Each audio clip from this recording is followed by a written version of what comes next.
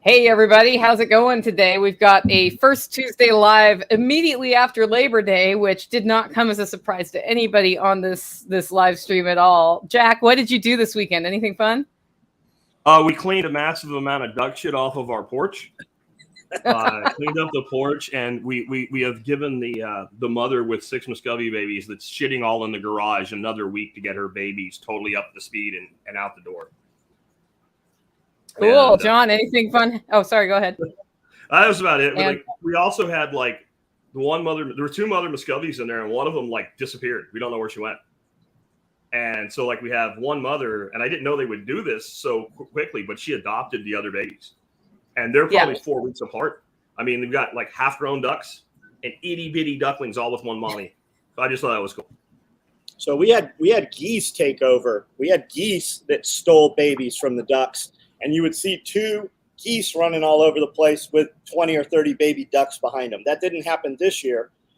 We've got 3 chickens, little chicks just hatched out. We had a chicken get into the rabbit area in an old nest box and just laid a bunch of eggs. And we've got 3 little hens, 3 little chicks now. Is that one broody hen still in your hay pile? No, but she looks just like this one. It might be the same bird. Yeah, he had a broody hen for months, I think, in a pile of hay bales. When we moved all those hay bales to cover the swales, there was about 100 rotted eggs down inside. So and that's like a time bomb, man. If you just pick that up wrong, it explodes in your hand and literally just covers you. I've seen it happen. I've never been the victim of it, but I have had it happen. Like I picked the thing up and the egg exploded. They were under a hose box, a hose reel box. And I just nicked it, and like the rest of them. And I'm a good grandpa because I really thought about telling my grandson to go pick those eggs up and get rid of them. And I had little David on my shoulder, Nicole going, do it. But I like stood back and threw rocks at them, and they literally explode. It's disgusting. Yeah, they sound like a 22 short going off. They do. It's crazy how loud they are.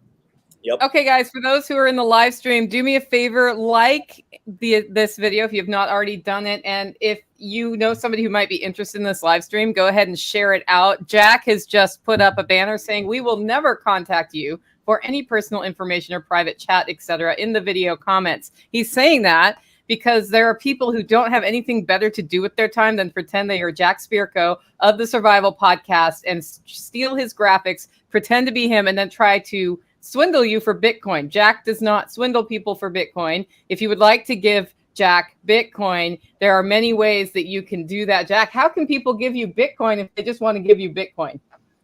The easiest way would just be to get on Fountain and either boost it. And this is for you too, because you have a podcast, Nicole, and John, if you had a podcast, we would tell it. And you can either boost us or stream sats to us. But if you want to get in touch with me, email me. And I put it up and I forgot to change it to R down there. I do this disclaimer every video because people do this, and don't think it can't happen with John or Nicole's channel either. None of us are going to tell you, here's my secret WhatsApp channel or some shit like that. Yeah, it's not going to happen. I hate that I have to do this every video, but it's become so prevalent that I feel obligated to do so. We post a video to YouTube several times a day, and within 10 seconds, I've got 3 or 4 notifications of comments.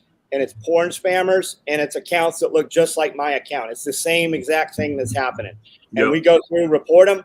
It never stops, man. It's amazing that our viewers can't post a live link in our video, but these porn spammers can post a click-through link in our video. That tells me that they're paying YouTube somehow. Somehow they're able to put a live link in the comments. One thing I figured out, John, a lot of your porn links, probably like mine, are like German or some shit.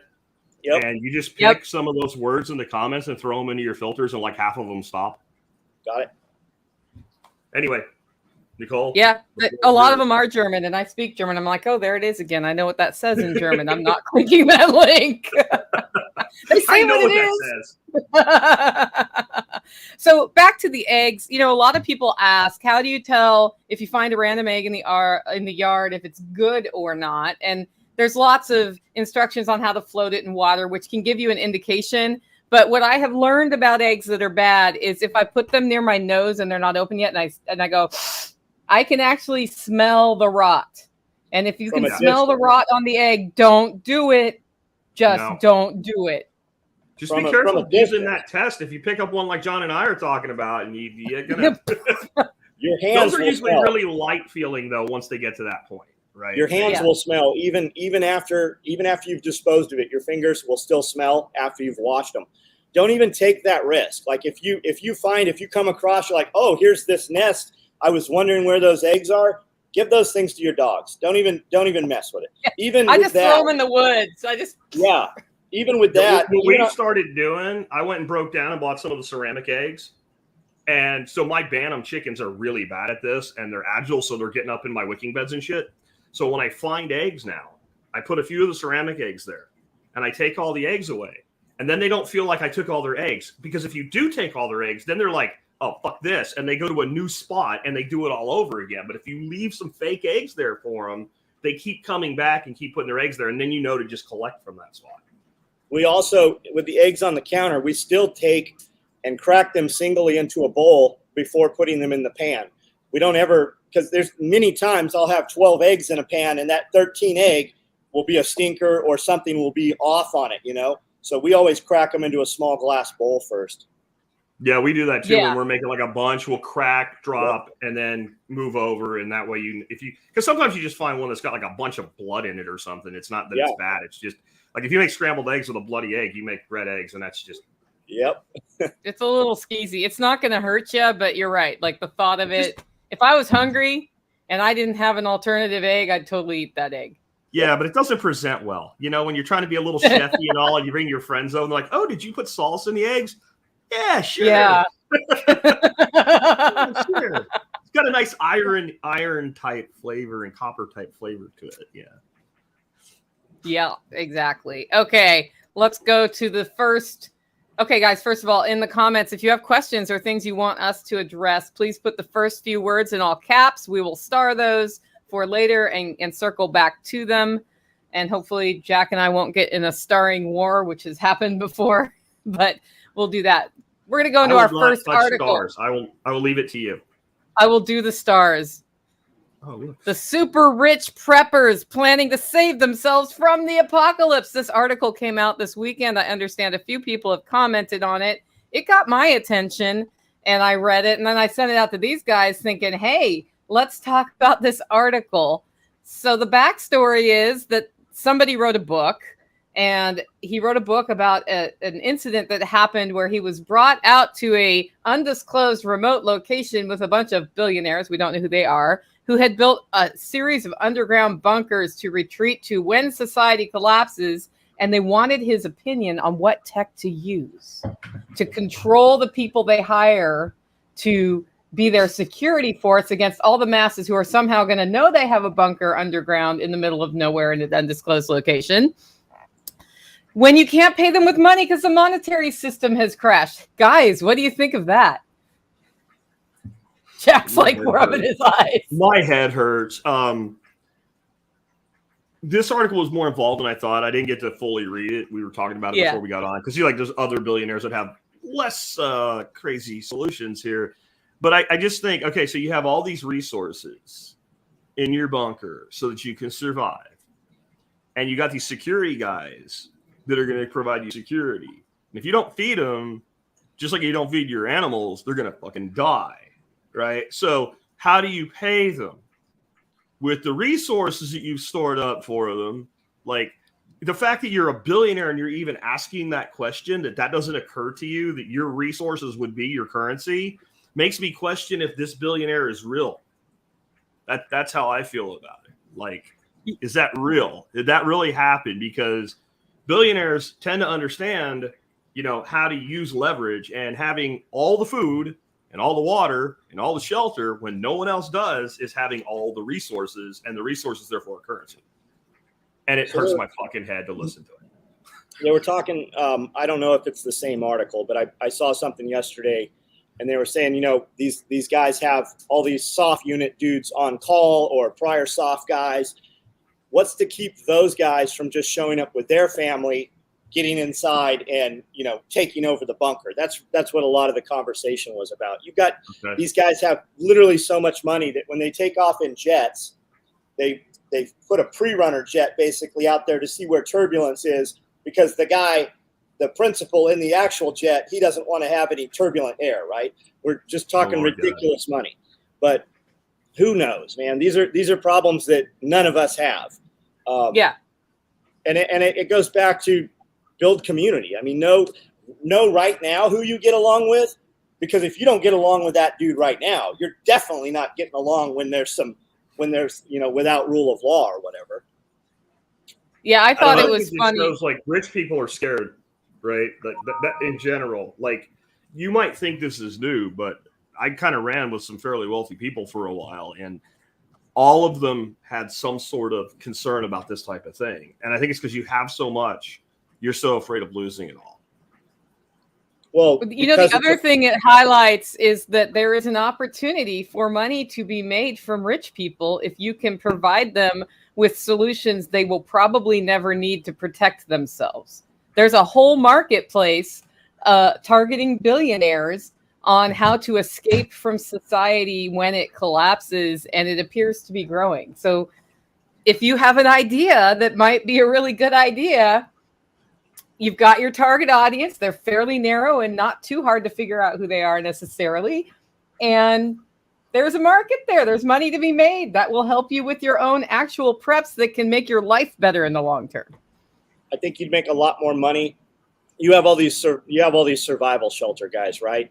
And they're constantly on the internet like, we're building shelters for billionaires. Well, if you're building shelters for billionaires, you're probably not building shelters for millionaires anymore, because you just can't, right? So come in and build shelters for millionaires. I mean, you'd probably make a lot more money than chasing the one billionaire guy. Who knows? But there's a market for everything.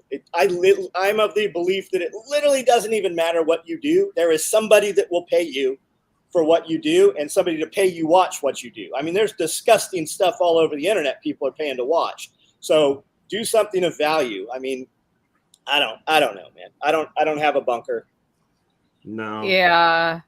It did go on to highlight what a different billionaire was doing in the Northeast. And what he's doing is setting up some very public-facing regenerative farms and other ones that are less location known, that all can communicate with each other so that there is food if our food system collapses, or if there are food shortages, there's food being produced here. So he sees the same problem, which is we kind of have some instability coming. It looks like we're going to have shortages. Crops haven't been that great. All of the stupid decisions that our government continues to make and instill on people are not making it any better worldwide. And his solution is, well, let's start doing some of this stuff locally so that we cover the basics, because hungry people are violent people.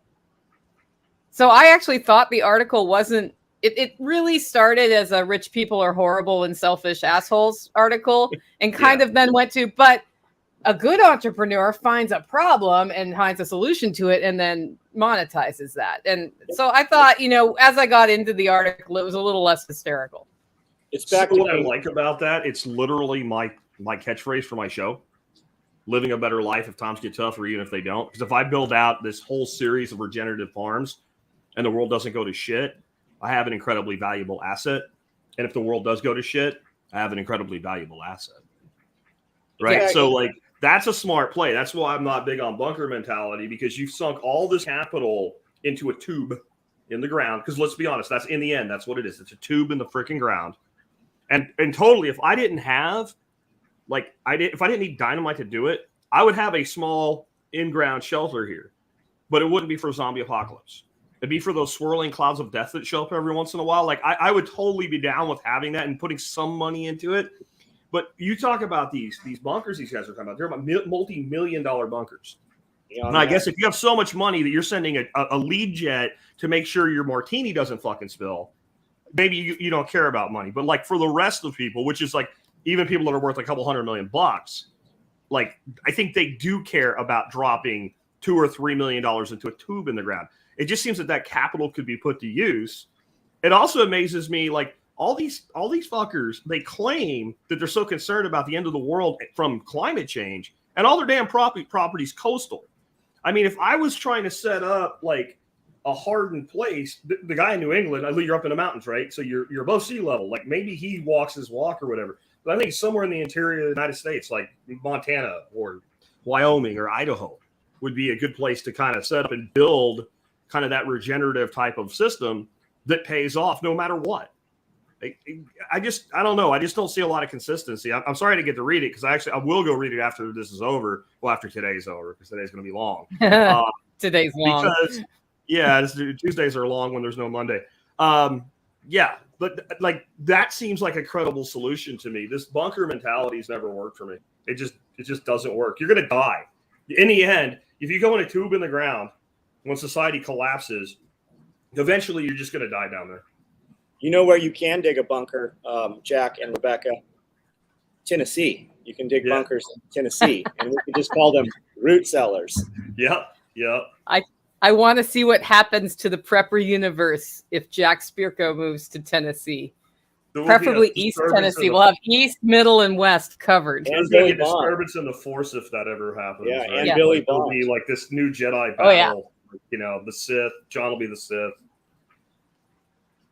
Yep. Yeah, Billy Bond would be fun too. We could have a whole fun time here. Okay, so we have a segue. Guys, remember, questions in all caps. I have one about goats right now. So I like Chinese food. And even when you're keto, you can eat Chinese food. You just can't have General Tso's chicken. So you have to get the non-breaded stuff. And there's probably some cornstarch in the sauce. But it's a cheat day, but it's a non-cheat cheat day. And as a result, I get these tiny little pieces of paper with advice. The pigs get the cookies, and I enjoy the advice. So I want to get your response to a fortune. Happiness depends on ourselves. I was wondering how you were tying that into goats. So if you want happiness in yourself, you can't have goats. Well, you could have goats or a Porsche. I like goats at your house, just not at my house. I like to watch them jump on trampolines on the internet. Yeah. So happiness depends on yourself. I was listening to you talk about something, and you're like, so we got goats. They came home. They were on the fucking Porsche. No more goats. I'm like, that just summed up my entire worldview of goats. Like peacocks, too. Same thing, man. Peacocks. Every time I'd come up, the peacock would be on the Range Rover. Yeah. No peacock. Yeah, choose your livestock carefully. I'm not sure what that has to do with happiness depends on ourselves. What I do know is if you cannot be happy where you are, you're not going to be happy where you're going. I agree with that. That's just a thing. Okay, let's talk about this. Go ahead. I was going to say, if you're thinking of moving because you've built the best life you can and you see obstacles to making it better and you could improve that by moving, great. If you're just miserable and you just move, you're going to bring your misery with you, and everybody where you are will hate you and tell you to go home. Anyway, go ahead. Sorry.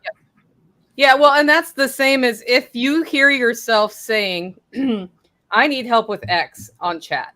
And then somebody says, well, why don't you try Y? And you're like, can't because. Well, why don't you try Z? Can't because. Why don't you try A? Can't because. If you are the person explaining excuse, it's time to have an attitude shift.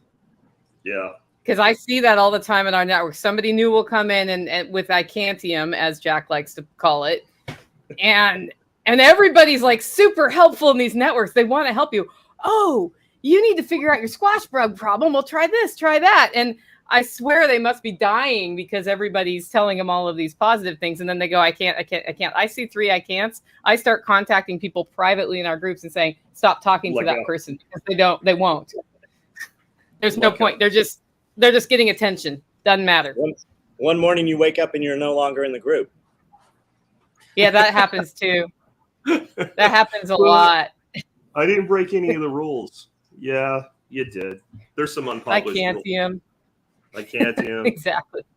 Okay, here's the question about too much Icantium or too much hopium. Both of those are bad things. I think they're the same, right? I'm not doing this because I can't, but when I need it, somebody's going to come and give it to me. I think it's the same guys. I might have a lot of ihopium, more than you two. Anyway, how do I train my goats to graze the pasture? I have 2 that are only 6 months old that follow me around like dogs, and I would rather them eat. You were probably too late.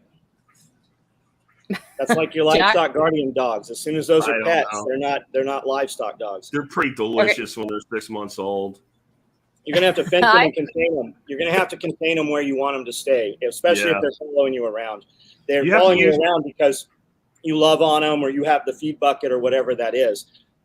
If they're 6 months old, it's kind of old, right? Livestock guardian, I don't know about goats, but I know about dogs.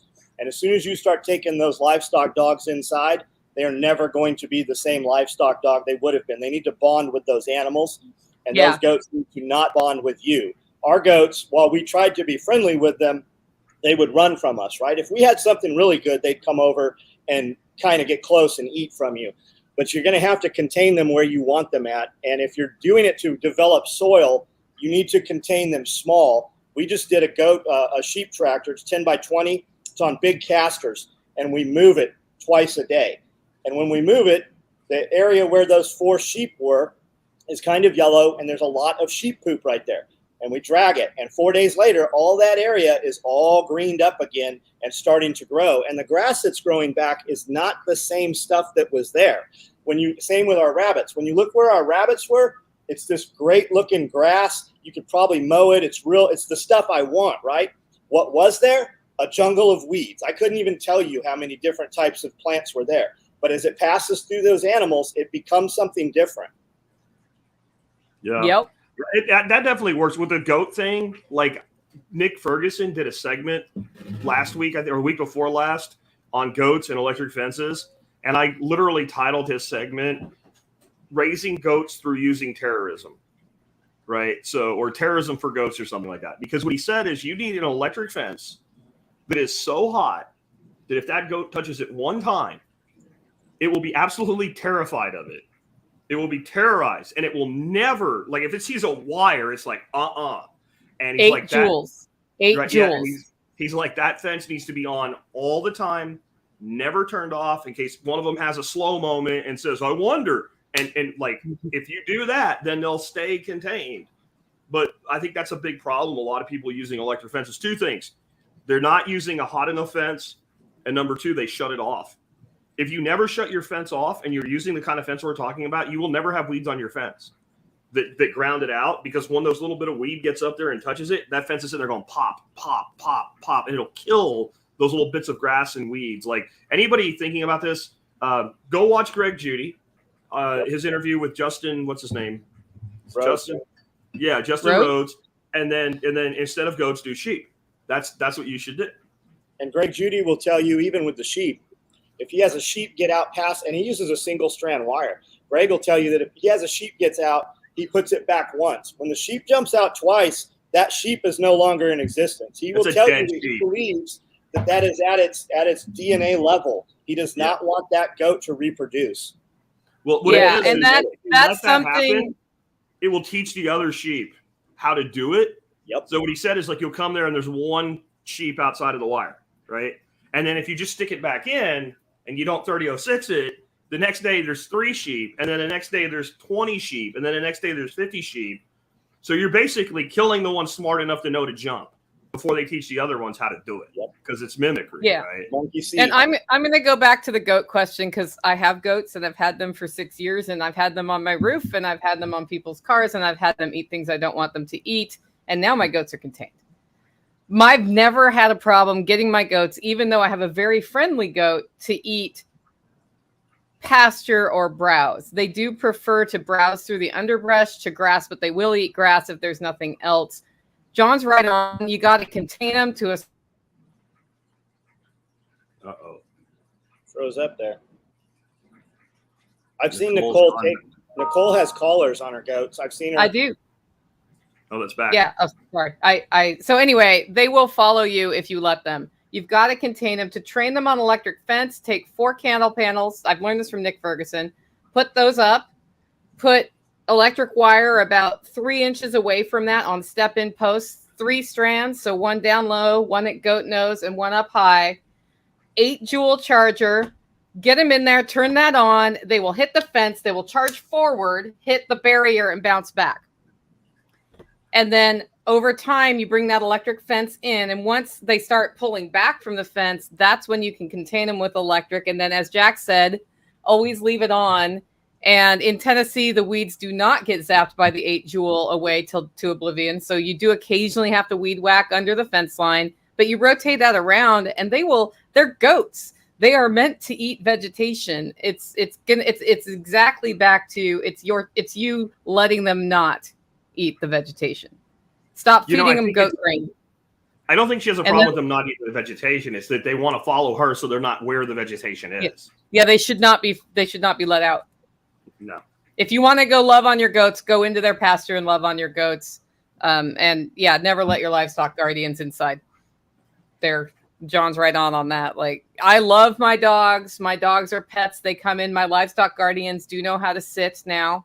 We're going to work on stay, because if I ever need to call them off, I want to be able to do that. But we don't pet them too much, and we leave them with the sheep at all times. And they follow the sheep everywhere now. It took us 3 weeks to train them to do that. At first, I didn't think it was going to be successful, but Nick coached me through that. So the other thing is, when you do something new, get a coach and pay the coach to be able to take your call. And Nick has limited availability, but he has really good advice if you can get on his list. If not, find somebody else or find somebody near you and listen to them, because I know we've been trained that dogs are pets, but your livestock guardians are there for a job. They are there to annihilate cougars and coyotes and maybe scare off a bear if you're lucky, to keep your sheep alive or your goats alive. And Jack, you're right.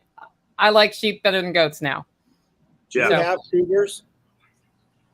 We do not have cougars at this time. I was talking to a friend in Idaho who just started homesteading, and he has not gotten into livestock yet, except for some poultry. It's his first poultry cycle. And he was asking me, like, the evolution of animals I got on my homestead. And I said, well, this is what I would do differently. So you don't need to do that. Don't put goats out in Idaho on, or unless you have them really well contained. But sheep are much easier to lead. And we're actually going to start training our goats to run with the sheep. And then if they can't run with the sheep, I'm going to have to make some decisions about one goat I really like a lot, who probably does not need to be a pet here. You only have 2 goats, right? Yeah. One of them's easy to get rid of. The other one's less easy to get rid of, because I like her. No, I'll get rid of it. Thinking the same thing. Barbacoa, maybe. But Nicole has an affection for this goat. Is it the one that saved its life, that tried to murder itself by hanging itself on the hill? Yeah, it's the one that tried to murder itself, that you almost turned into Barbacoa the first time you were here. I saved it. I thought, I was like, I gotta save it. It's Nicole's goat. I was also looking at it going, that looks delicious. Like, and I don't have to do anything except not do anything. That's all. It would have died. It was on a hill, John, and it like got its collar, not just the collar, but the tether wrapped around its neck, and then it fell, and it was laying on the ground like this on a pitch of about 30 degrees. And I'm like, if I do nothing for 2 minutes, it's a dead goat. There's a what's a black panther. There's a black panther 45 minutes from here on a game camera 3 years ago, probably. So, I mean, we do have some cats here, puma, panther, whatever. And then we got bobcats. We got some big bobcats, but there's not a problem here. I mean, if you have good fences and dogs, that's not an issue. We have some cougars, but really coyotes are our main predator. Yeah. And I think we have one popping up around now, because I just lost a goose, and a goose is not lost to a hawk. That doesn't happen. Coyotes run the corridor right outside the fence line, and they travel back and forth across the road, the highway out there. We have them on game cameras all the time. Yeah, you got a Dogus Maximus that's like this high at the window. Dogus Maximus. We got 2 of them now. There's no coyote going in there. Yeah, we got 2 of them. That's going to be if one ever comes in there and that dog gets that coyote, what you're going to find is no head. Yeah, like it'll be a head, but it'll look like somebody shot it with like a high velocity, like a 220 Swift or something. She'll just crush. That's what they'll do. They'll grab the head and they just crush it till there's nothing left of it. Yeah, they have. They'll eat part of that dog by the time you see it. Yep, that's a pretty visual for all of us. I have a question in from a user, Big B. I need to know where you live or what region that question is related to. And once you put that in the comments, please, in all caps, I will bring your question up. But it's going to be regional dependent at this time of year what to plant. So anyway, okay. Next fortune. You ready for another fortune? Sure. Yeah, I'm getting younger here. People forget how fast you did a job. They remember how well you did it. It just makes me think of that you can say in bed at the end of any fortune. Yep. Imagine if they're both in bed to any Chinese fortune and it'll work. So say that again. And it's hilarious. That's an 80s thing. No, say the fortune again. Okay. It's actually perfect. Hold on, let me unfold it. People forget how fast you did a job. They remember how well you did it.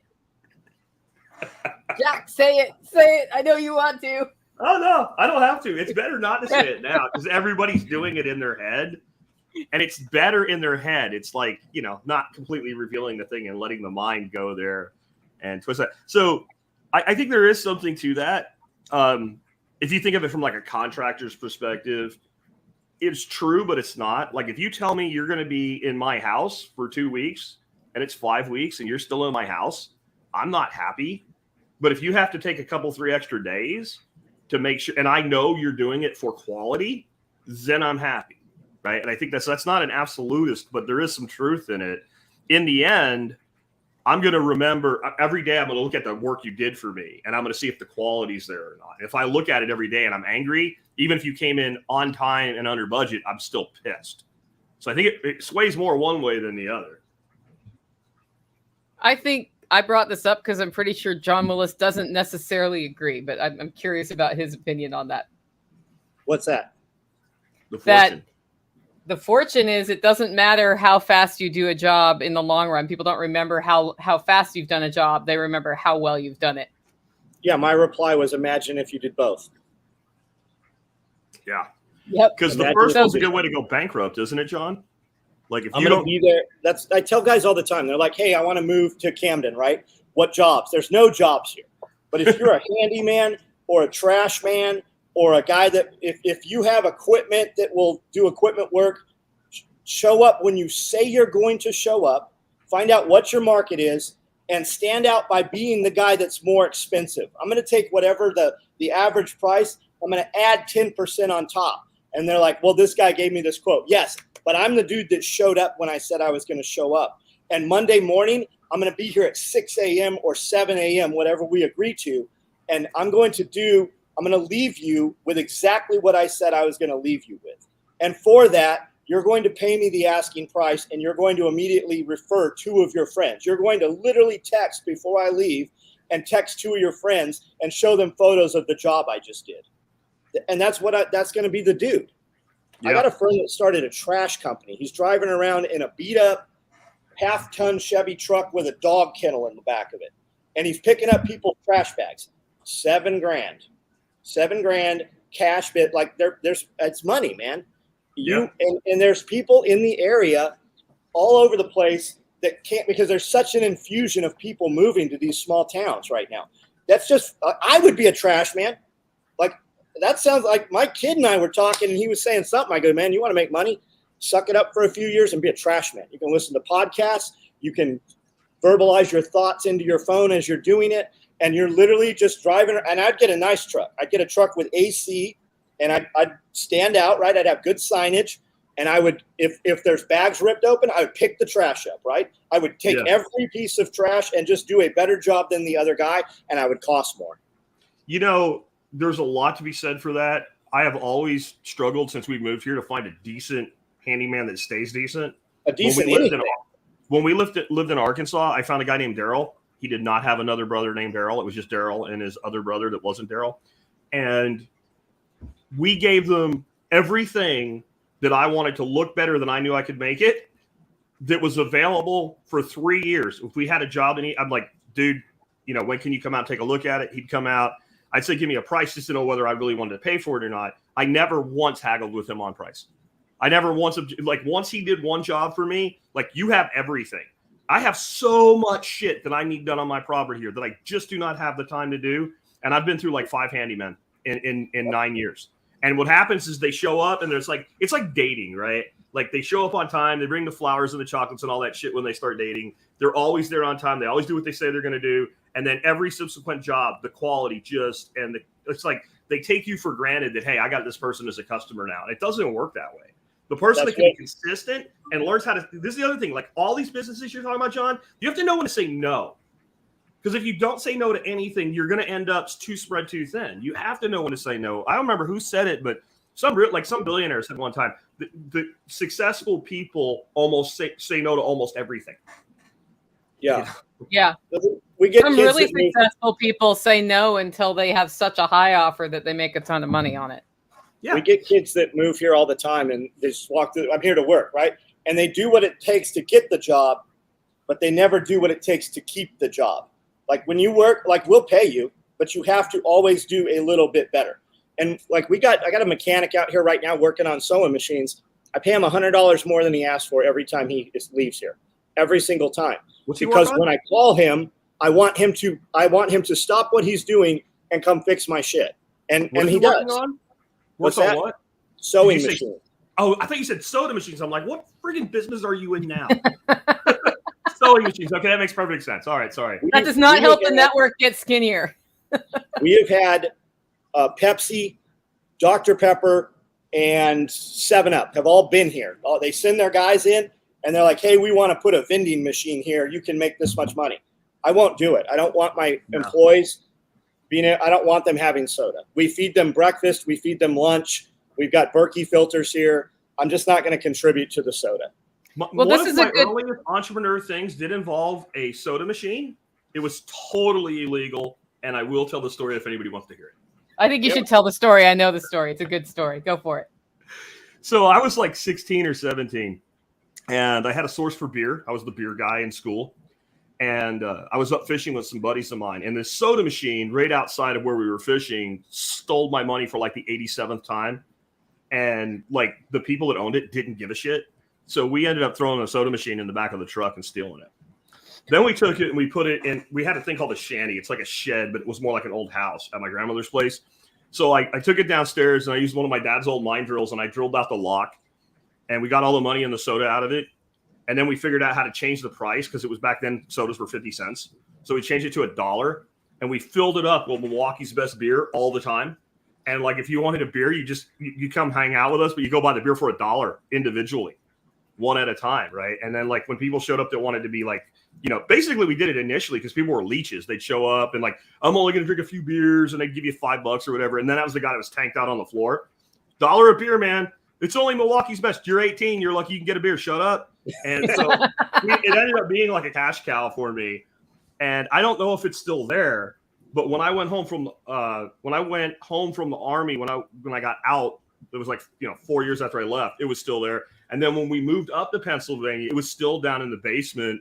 That was like early 2000s. So I don't know if my dad got rid of it yet, but it works. Like, just be creative with your vending, right? I got a guy down here. He has freaking night crawlers in a vending machine. Right by the lake, 24/7. You can stop by. It's refrigerated. You push a button, cup comes out, and you get a dozen night crawlers for $1.50 or whatever it is. That's cool. Yeah, that's better than soda water, right? Or syrup. Soda water. I like soda water with nothing in it, but I'm a weirdo. So this is a good time to bring up the Keto Challenge for Self-Reliance Festival. This came up when Toolman Tim was on the live, and he admitted that he had fallen off the keto truck and gained a bunch of weight. So I have had a similar experience this year, and we decided to get serious and challenge each other to stay very strict between now and Self-Reliance Festival and then report how many pounds we've lost. So folks listening to this, you don't have to come to Self-Reliance Festival, but you totally should. And we're going to ask you to report how many pounds you've lost, and we will highlight that from the stage. We won't, you don't have to tell us your starting weight and ending weight. You can just say, I lost 12 pounds or I lost 20 pounds. We're going to celebrate that together because a big part of becoming more resilient is taking control of your health. And if you are on the obese side of the thermometer, you have things in your future coming that are health problems that can be avoided. And all you need to do to not have that happen is make some lifestyle choices that may not be easy now, but it's better than what's going to happen later. I have a friend who used to say, do hard things, because if you do hard things now, like go to the gym or stay disciplined in your eating, you don't have to do harder things later, like deal with diabetes problems. It's only going to get harder. Yeah. When you're beat up and you have that extra weight and your joints are failing, it's only going to be harder. Yeah. So I heard your foot off, it's hard. And having a network for accountability really helps. I was on vacation in Maine, which is like an invitation to drink too much alcohol, to eat a bunch of crap I don't usually eat. I'm halfway through. I'm just sitting down to a plate of some clams and some oysters in the half shell. And Toolman Tim texts me. He's like, "How's your vacation going, Nicole? I'm down 17 pounds." And I'm like, well, I'm glad I didn't order French fries with this. Yeah. Because it's actually pretty easy to stay keto once you get into the mindset of what you can order. And a vacation in Maine is all seafood, and seafood is totally acceptable. Totally acceptable. So join us for that. Jack, I didn't know if we had done that, but I didn't know. I don't know how much I would lose between now and then because I've lost so much already, but I'm down with tightening, being stricter. Yeah, I'm down 10 right now. Dorothy and I pretty much planned that already between ourselves to do that all the way to my workshop. So that's out into November. So we're on board anyway. So I'm on board. That means that I get to yell at you if you fall off the thing, not just you and John. Well, John's not going to do. John eats freaking gummy bears and looks like he does because he works out 2 hours. He works out all the time. I don't eat gummy bears. I ate a donut this morning. Donuts, pastries is what you would catch me in a trap with. It wouldn't be gold coins. It wouldn't be some magical animal. It would be a pastry in the middle of the forest. With John doing this under it. And I would totally step right in the mouth. Yep, I would totally, in the middle of the woods with a bear claw, I'd be like, "Oh, what is this?" Not even a rationale to go, "Wait a minute, that shouldn't be there." Yeah. Porterhouse dropped it or something. Snap. I'll be upside down. Porterhouse says they're too skinny. Porterhouse, I challenge you to go full keto and see how much you gain between now and Self-Reliance Festival. That's something I think a lot of people don't get. Like, have you ever seen anybody that goes full keto and then they just keep losing weight until they waste away? That's not what happens. What happens? Not even Tactical Redneck did that. And as they're coming down in weight, they start putting muscle mass on, even if they're not lifting weights. Like, lifting weights is a great thing to do. Don't get me wrong. But you watch people and you look at them and they're like, you're like, "Are you lifting or whatever?" They're like, "No." Because men actually naturally put kind of muscle mass around here, and women tend to have lean but defined muscle mass when they're eating like this thing called proper human diet. Like, it's crazy that we actually are healthy. And what's funny is, like, have you guys ever just taken a minute and Googled or used Brave Search, image search, whatever, and just Google pictures from like 1970? And just look at what people looked like in 1970, which wasn't exactly the height of eating right, but it was a hell of a lot better than today. And just see what the average, like 1970s Jacksonville Beach, and just look at the average beach goer in 1970. Yep. Especially the beaches. Yep. Yeah. And it wasn't because all the fat people stayed home. It's because we didn't have that many fat people. You had a fat kid in your school, right? One. Yeah. Like in school, you had a fat kid or two. You like now, like you have it. You're like, wow, that person's in shape. They stand out when they're not fat. Like at least in some places. Yeah, it's kind of regional too. Yeah, it is. Yeah, it is. It's good for the medical system. It is good for the medical system. If you sell dialysis equipment right now, you are making bank. I mean, you are making bank. Like Ken said something about that offhand one time, and then I researched it, and I was blown away at the growth in dialysis clinics. Dude, it looks like the growth in like Subway restaurants. It's like the graphs are the same. I'm not blaming Subway. I'm just saying, like, that's a lot of growth. We have one in this little tiny town. There's two between here and Fort Worth. And I live 20 minutes from Fort Worth. There's two, like, they're almost like drive-in, like like you drive in and like, out of the window or something now. Yep. Okay, I'm going to bring up this next question, Jack, and you're totally going to answer it. But I want to highlight 2 opportunities to learn more about this before we do it. Okay. When planting an orchard, is it best to group all the same varieties together, or can I mix together peaches, apples, and pears? This is from Rob over on Facebook. So I want to draw your attention to some events we have coming up shortly. And the first one is September 30th, which is the day before Self-Reliance Festival. And this is at John Willis's compound at the Special Operations Equipment Compound in Camden, Tennessee. Includes lunch. Billy Bond is going to teach you about plant guilds and trees and how to plant them. We're going to actually plant out one of John Willis's swales so you can see how to put together variety so that the plants are symbiotic with each other. They're helping each other be stronger and better. So that kind of starts to answer your question anyway. That's over at selfreliancefestival.com. If you want to get tickets, there's a big red button in the, as you scroll down, big red button to get you there. It's $123. Again, it includes lunch, and it starts at 10 in the morning on Friday, September 30th. It's going to be a great class. I've been talking to Billy about it on and off as we start arranging it. The other thing is, if you're looking for a bigger picture thing, I have Nick Ferguson coming to Lancaster, Tennessee, 1 hour east of Nashville, October 28th and 29. And he's going to talk to us about how to plan a food forest within the context of your big picture permaculture plan. And then we're going to install a food forest here at the Holler Homestead. That course is $400 US. If you pay in Bitcoin, it's $360. So it's worth your while to learn how to use Bitcoin just for this one class. It saves you $40. Why? Because I don't have to pay the processing fees on Bitcoin. It makes a huge difference. So that's over at livingfreeintennessee.com. Anyway, Jack, answer the question. When planting an orchard, is it best to group all the same varieties together, or can I mix them? What do you think I'm going to say? What do you think the first two words are? I know exactly what they are. It depends. What are you doing and why? Right. So first of all, can you?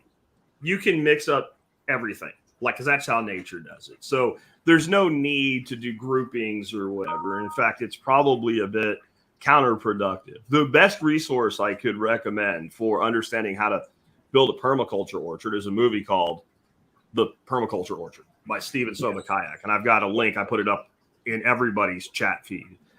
So that's me, but it's in Nicole's, it's in John's, it's on my Twitch, it's on my YouTube. That's an episode I did with Steven, and there's links in that episode's notes to all his stuff, and he's continued to just get better and better over time. What he did, it also depends on what do you mean by orchard. Some people put 20 trees in their backyard and it's an orchard, and I'm not saying it's not, but when some people say orchard, they're talking about a commercial operation. They're going to plant 300, 400, 500, 600 trees, and they're going to have to harvest. So what you definitely want to do if you're talking that kind of scale, you want to group your trees, not so much by here's all my apples, here's all my pears. You want to group your trees by harvest time. So you would want to match, like you probably wouldn't put peaches and apples together because even a late season peach and an early season apple are unlikely to be harvestable at the same time. Might be, depending on your climate. If you had that, then that would be fine. But what you would want to do is you want to group like apples that are early season apples alongside, let's say, plums that are mid-season plums, alongside berries that are, going to be harvestable at that time, so that your individual clumps, whether they're rows or guilds or whatever, everything's ripe in that spot at that time for harvesting ease. And what Sobakayak did is he doesn't harvest shit. He does customer harvest. Well, that makes it really easy because you're like, you can have anything you want. It's X dollars to fill up, a half bushel. And these 3 rows are ripe right now.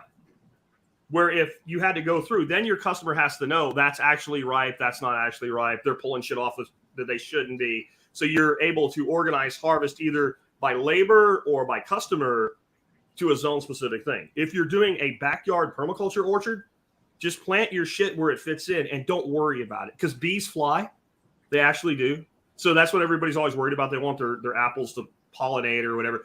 We think way too much about this. You're doing apples, throw a couple crab apples in and relax. Throw like an early crab, a mid crab, and a late crab in just anywhere, and then plant your other apples and don't worry about it. Pears, no problem. Just plant them. So that's why it depends. It does depend. Yeah. I love that. Go ahead. There's also some thought when you spread them out that the pest load will be spread out also. If you planted all of the exact same tree all in one area, and the Japanese beetles swarm to it, they used to chew up our peach trees. And then when we got some wild grapes up top, they all go to the wild grapes. So there's different thoughts on that as well. Yeah, that's a trap crop strategy too. So that's like something you can always do is you look for something that your pest prefers that you don't care about and plant that. There was one experiment done in California with planting blackberries near the grapes because there was some leafhopper that was murder on the grapes. And so they planted the blackberry around the orchard. and then they had a control, and then they ended up figuring out they had to actually move the control group more than 4 miles from where significant blackberry stands were, because within 4 miles it would literally attract the leafhoppers and reduce predation on the grapes. Very cool. So like that's like the trap crop thing is great. Like a trap crop for a lot of your vegetables is radishes. You don't give a shit if something eats the leaves of your radishes. Radishes suck, right? Radishes suck in my opinion, unless they're the big daikons and you ferment them. Or the daikon pods. Those are good. The little daikon seed pods, they're awesome. They're like a radish flavored bean. But cherry bell radishes suck. But they're cheap. They grow fast. Plant them in amongst your vegetables and let all the leaf miners and shit eat that. And then like you were talking about like the confusion thing by spreading it out. So think about these permaculture principles just branch out into everything, including politics. So the concept there is a confused pest is easy prey. If the pest is confused, if it has conflict with its own kind, if it's not sure where it's going, if it has to go from this place to this place for a meal, it's much more likely to be consumed by a predator. So take politics. If you keep the pitchfork people and the torch people fighting with each other, they're easily predated upon. So like never miss these patterns, folks. Yep. Yeah. Permaculture. Go ahead. We're adding a bunch of seed mix. Billy just had us order.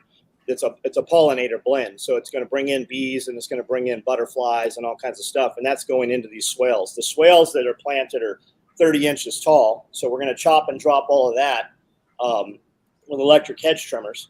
And then we'll, plant within there. But there's a ton of stuff going in. It's not just the trees that are being installed. There's a lot of stuff going in with that. A lot of the under guilds are going in as well. That's why we're talking about plant guilds at that one. It's how the plants work together and what you plant with what, how you plan that out. And to Jack's point, the answer is usually it depends before you go into it. It depends on your goals. Depends on what you want to accomplish. It depends on your environment. Jack, this year, I planted squash in the same place I always plant squash, and it got completely annihilated. I also planted squash somewhere where I never plant squash, and I'm still getting zucchinis, which is unheard of here because of the squash vine borer. So now my new plan is always put squash in that one place and then just find somewhere else random on the property to grow it and see if that works. I don't know if that's why it works because the ducks already had access to it. So I don't know. Don't the vine borers come back because they laid eggs there the year previous? Probably. I blame David for my SVB problem because he put in the AP and that's where they started for me. So there's an interesting thing about bugs and borers both when it comes to squash.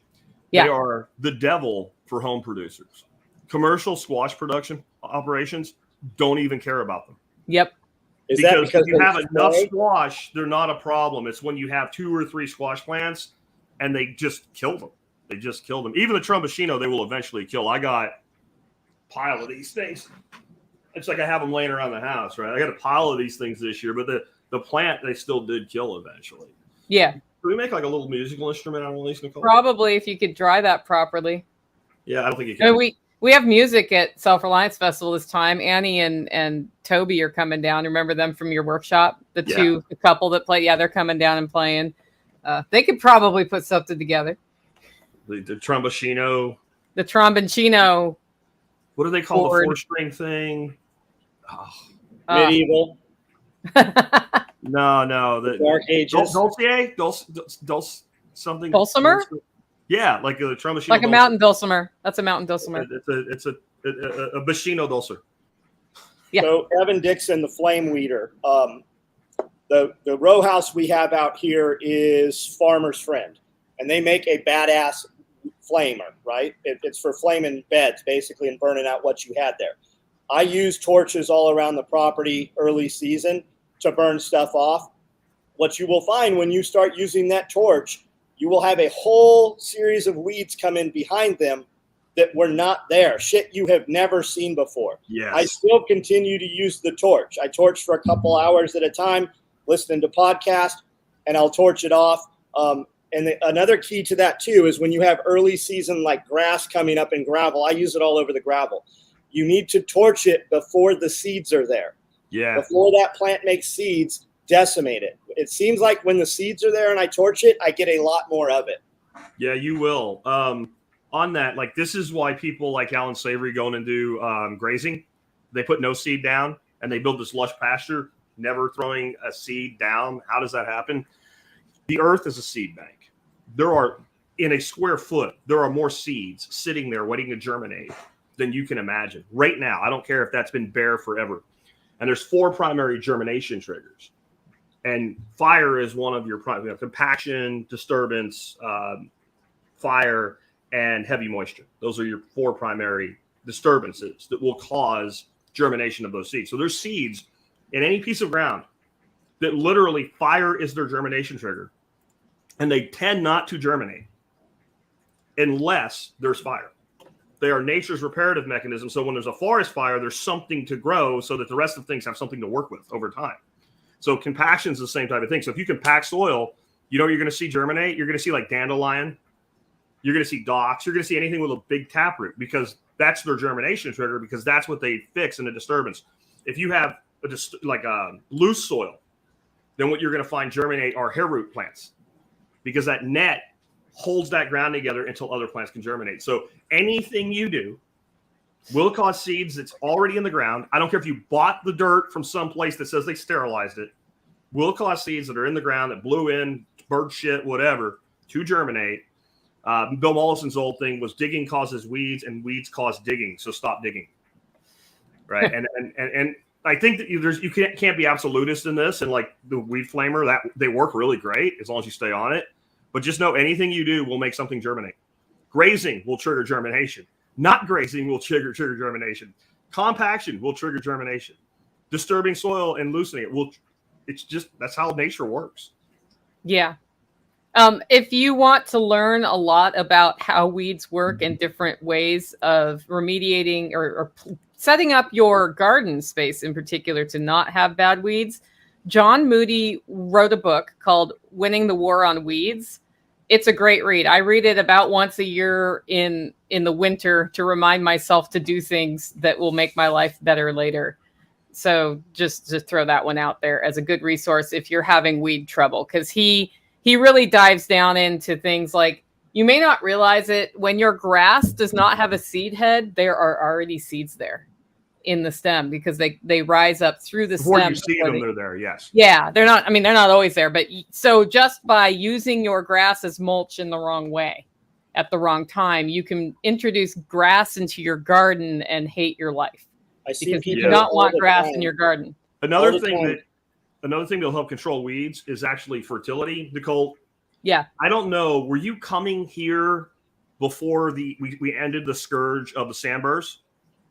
Yes. Were you here during the scourge of the sandburrs? I was during the scourge. I was there during the scourge, I think. The prickly things, yeah. I remember Dixie, the first time Dixie was here, she was texting pictures like 6 months later. Is anybody still pulling these damn things out of their gear from Jack Spirko's place?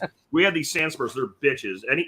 Probably anybody in America has been somewhere where they are. If you're walking around in flip-flops and you get one in your toe, you know what they are.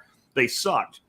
We had one spot, and I mean, they would grow like, right? And over time, they just stopped growing. I never used any sort of herbicide. I never really used any control mechanisms. All I did was continuously graze the animals there. And as we pushed the fertility curve up, the germination rate of them went down to the point where they kind of went extinct on the property. And if you think about it, they call them sandspurs. Why? Because they grow in sand. Is sand fertile?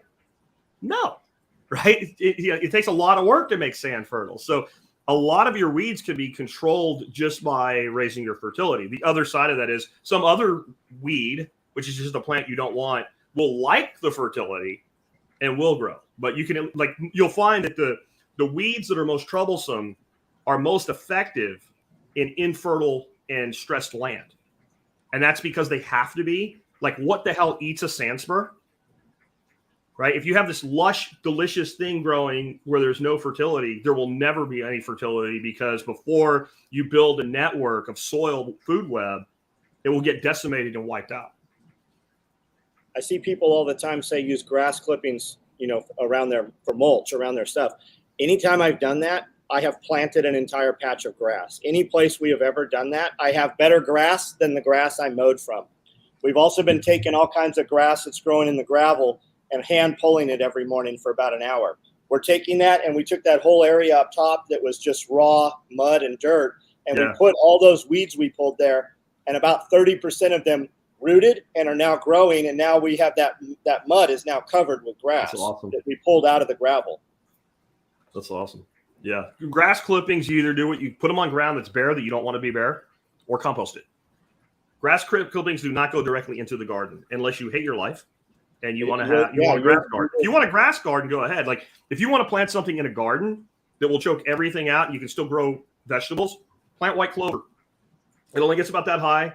Cut out a little hole, put your plant in there, and it's basically a living weed blocker. And then you'll have lots of bees. But you'll have to maintain it because you don't want it to get too high. But if you put grass in your garden, grass will compete with your vegetables. Clover will cooperate with your vegetables. Yeah, I actually let chickweed grow in my garden, even though it takes over everything, because it's so easy to pull it back. Yeah. That's an early spring plant. It's an edible. You can actually feed it to your chicks. They love it. I used to have it. All the birds ate it all. Yeah, the birds will eat it all. They don't get in my garden, though. Yeah. So that's one. And I do end up with dead nettle in there. And that's just a symptom of where I live. But it has been a good cover. Both of those have been good cover crops because I can just spread them apart. Okay, let's talk about this 0% down loan targeted at people of color. You guys hear about that? I've heard Bank about of America put it out. And the headline, and then I was like, I'll look at that later. And apparently, it's not what the clickbait's being circulated around about it. Jack, it's a FNORD. It's a FNORD.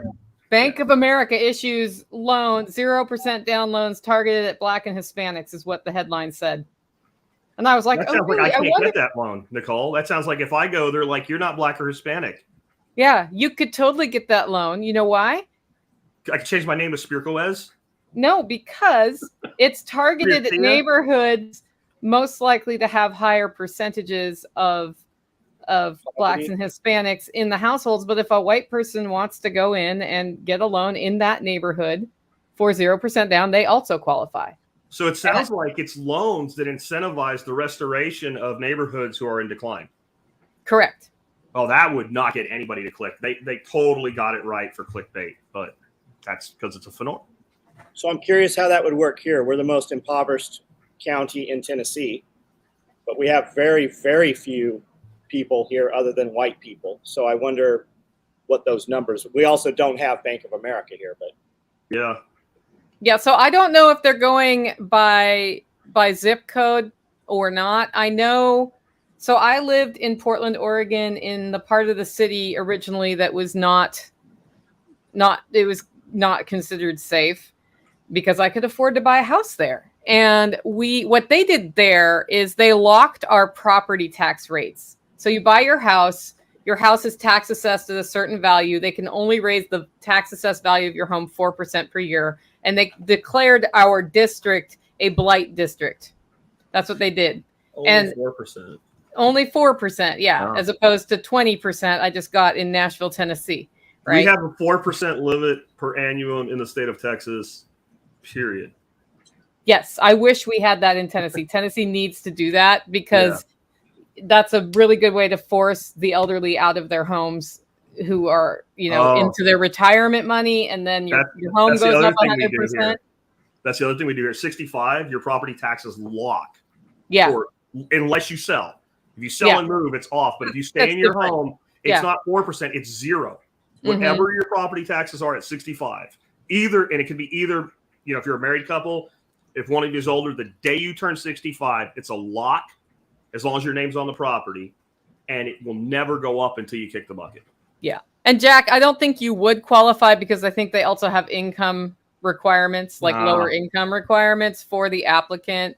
This is very similar to what they did pre-2008 because in like 2004, it worked so good. In 2004, I got a 0% down loan, and it had to be a variable rate. So you got the loan to get the house, and then you built equity in the house, and then you refinanced at a fixed rate. That was the strategy. And that is one of the ways I got my first home. I was able to get it done. But what did that lead to? 2008. Remember 2008? I kind of remember. I was in my car driving around telling people, get the hell out of the stock market. Get out. Like here, we have a subprime lending crash. We got all this other stuff going on. And actually, I guess I should I kind of owe my success to the subprime lending collapse, because it gave me credibility when nobody knew who I was. Like, who is this idiot that knew everything that was going to happen? And I had a multimillionaire friend. That's all that it was, really. Like, and his advisors were repositioning his allocation, and he was telling me what they were doing and why and what the reasoning was. And it really didn't have a lot to do with subprime lending. It had to do with other problems and faults in the economy. But then I looked at the subprime lending and this is gas on the fire. And so, yeah, this is like history repeating itself. So we got into all this mess because we gave loans to people that couldn't afford to pay the loans back. So let's target people that can't pay the loan back to give loans to. I like the principle. Now, John, I think to your question, I doubt Camden would be what they would be targeting. I think that they're and not because it's all white people. I think more that they're targeting declining like subdivision neighborhoods. So when I was there, I didn't see a lot of like neighborhood really vibe going on. Like, so that's what their whole goal in life is, to put as many people as they can into the cities to be controlled as possible. So they probably wouldn't want to offer that incentive. So I'm sure ESG is tied to this shit somehow. So it's probably going to be like major metropolitan areas and specific targeted zip codes. That's a guess, but that's what I would expect out of the beast.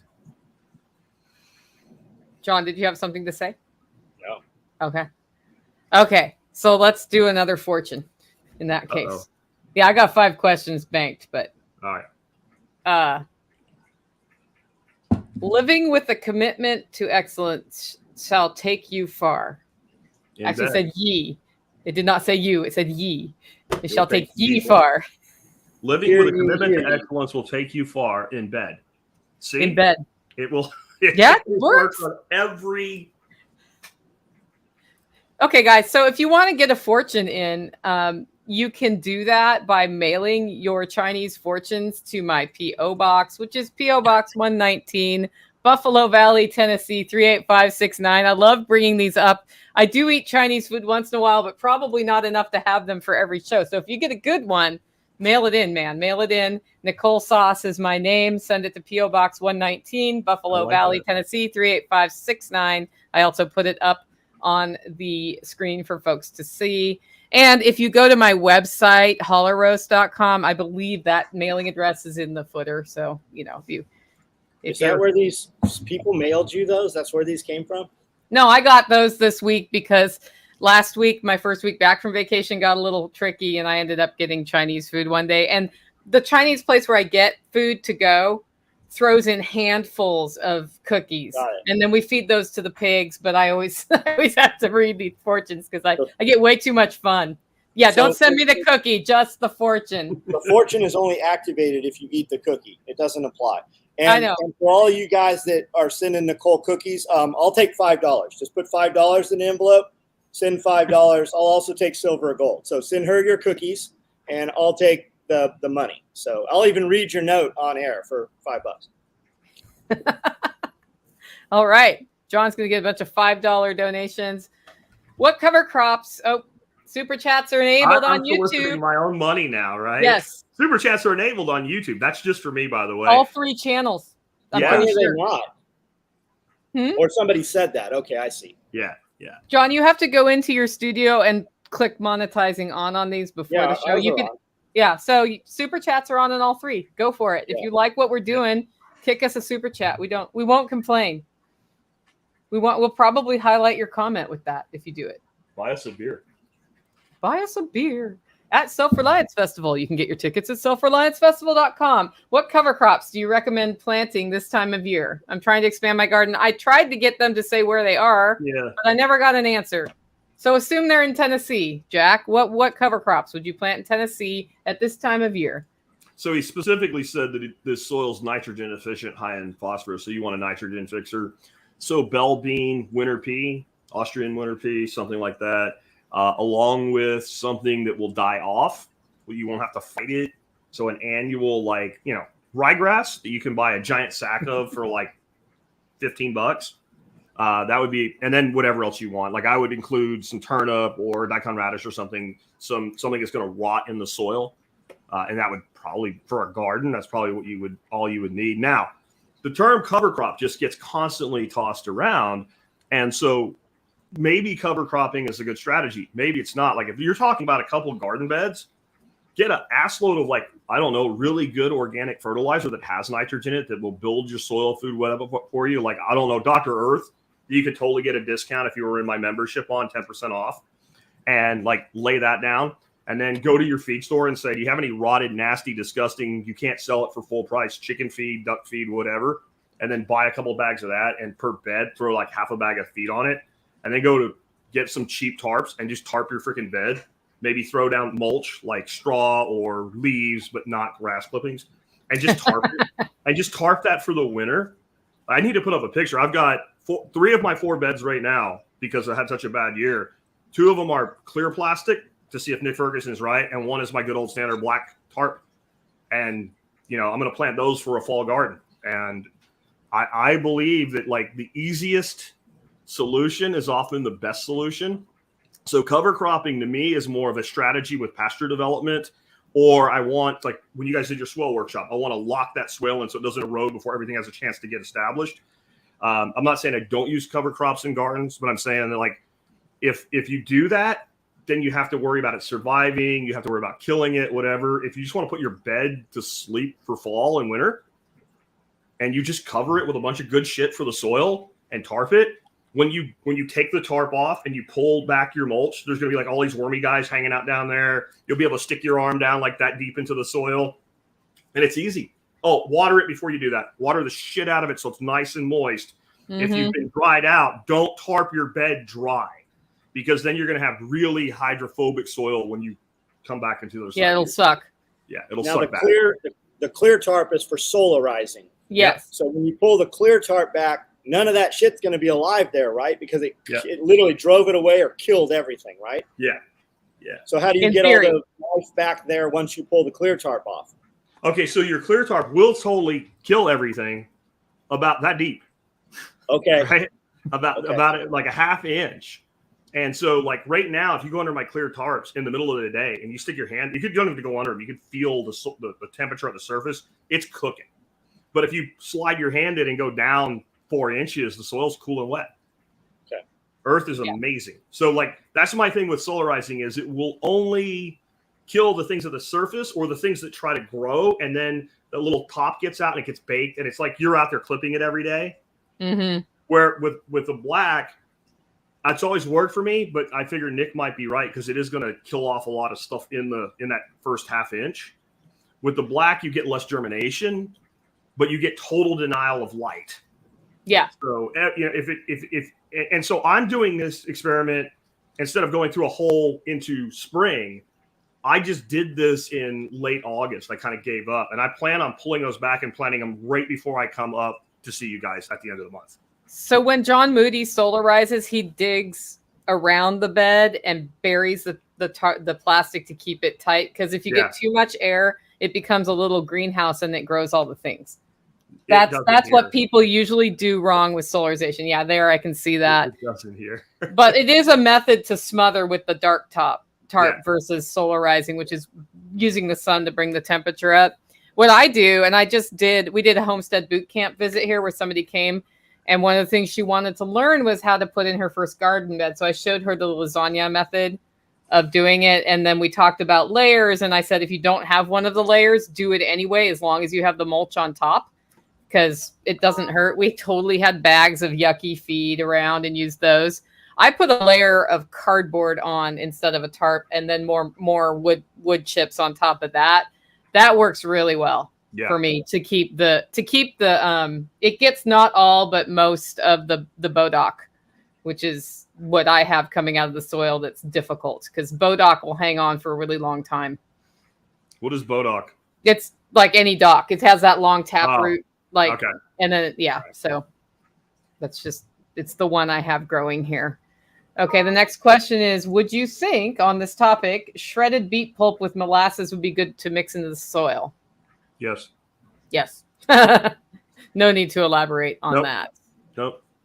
Yes. Hey, here's one, Jack. Can you folks publish an ebook on all these little tricks that work? No. They're here. We do them I do them every night at 9:00. It's all there. There's 3,000 episodes of the Survival Podcast. It's right there. And I'm sure that there's some program that'll put it into text if you want it in text. And the Survival Podcast is really good about being searchable. Yep. We all have resources online.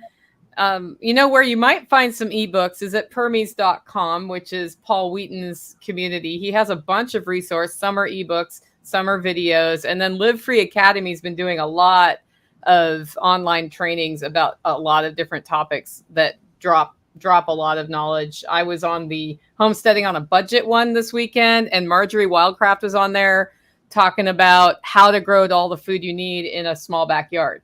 So that has all sorts of tips, and Jack's going to bring something up right now. Yeah, see, this is your friend when you're at the survivalpodcast.com. It's like the search bar. So if you went like cover crop and actually did this, instead of emailing me and asking me if I've done a lesson on or a show on cover crops, you would find all kinds of material about cover cropping.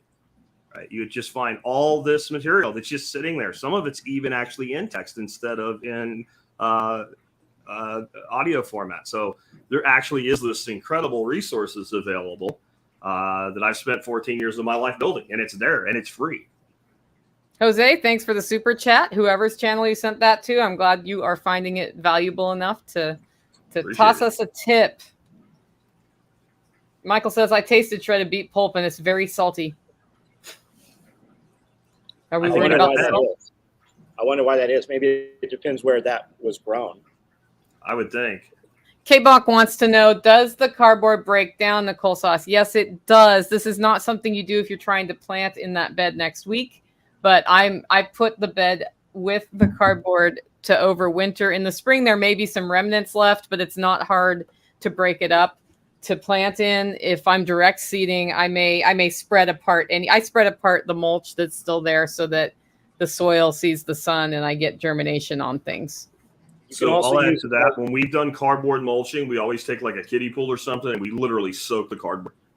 Yeah. Oh, yeah. It has to be wet. So it doesn't have these air pockets in it, and it bends and it makes full soil contact.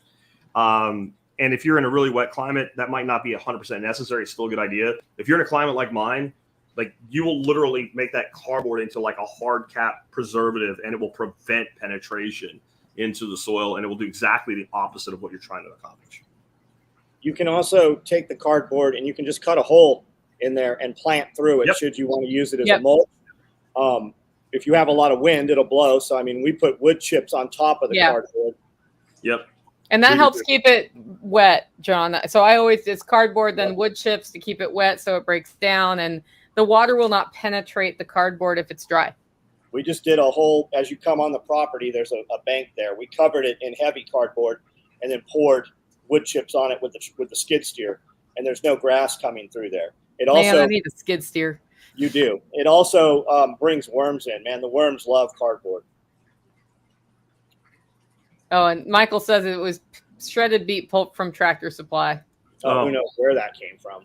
Yeah. I've seen the guy ask a couple times about storing. I'm about to bring that one up, so let's do that. Echo Sierra is asking, how do you deal with storing medications like Advil and with expiration dates? Cool, dark place. It doesn't go bad. It just loses potency. I took some Advil this morning that was 10 years old.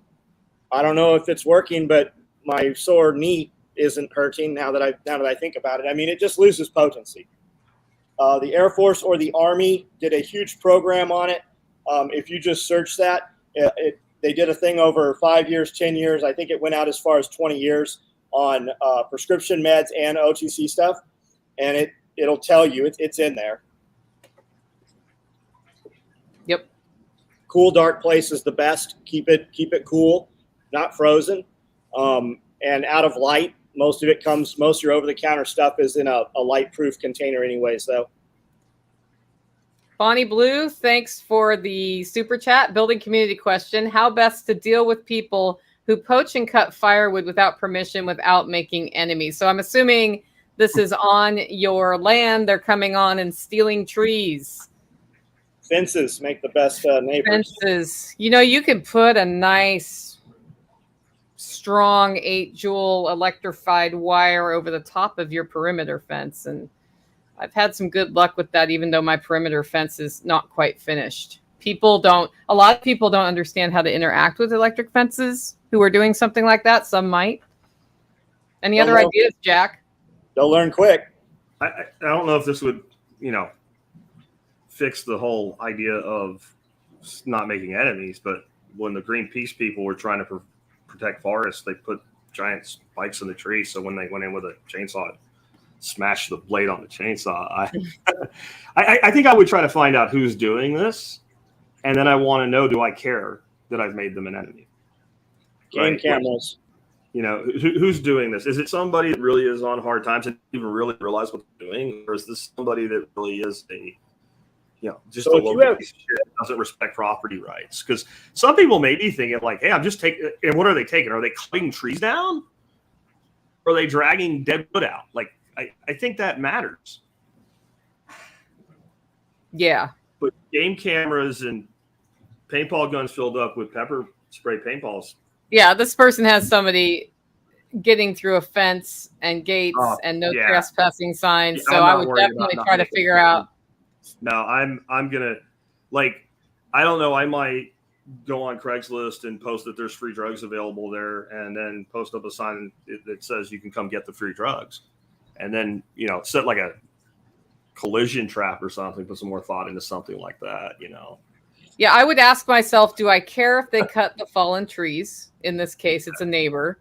Yeah. And if I do care, you're going to have to go talk to him and say, hey, I'm depending on these trees for my heat.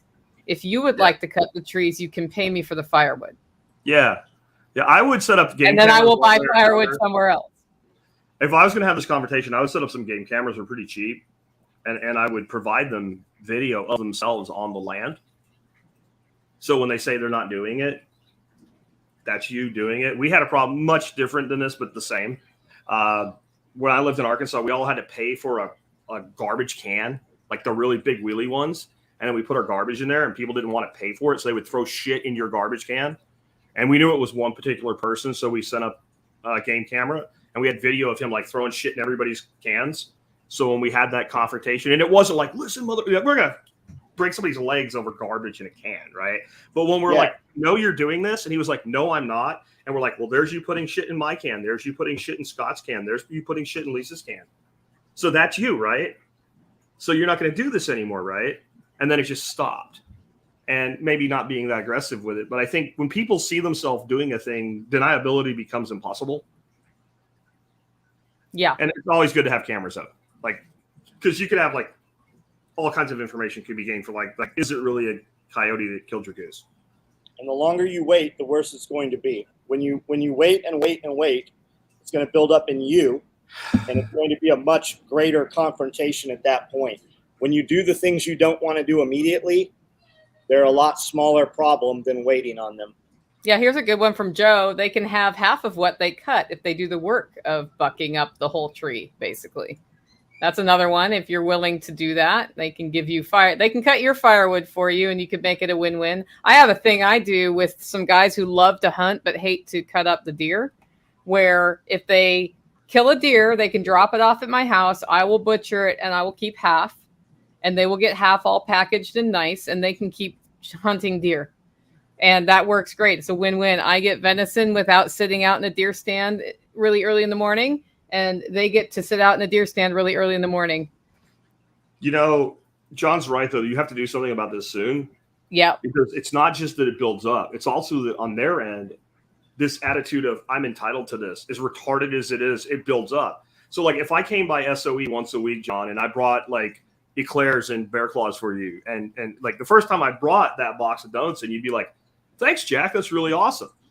After a couple of weeks of doing this, you'd be like, here comes Jack. I'm going to get it. I'm going to get a bear claw. Yeah. Right. And 6 months later, if I show up one day and I don't have any bear claws, you're like, where the hell's my bear claw, asshole? You're supposed to bring bear claws. Now, is there any reason for you really to feel that way? I mean, am I under any obligation to bring you bear claws? If you told me that you had started planning your life on my bear claws, and you'd be like, it's your cherry case, maybe a little tiny bit, but overall, damn well you're not entitled to a bear claw just because I showed up at your place. But the fact that you did it, so the same place I was talking about in Arkansas, our big problem with getting people to stop invading that place, and we eventually did, was that it was private property.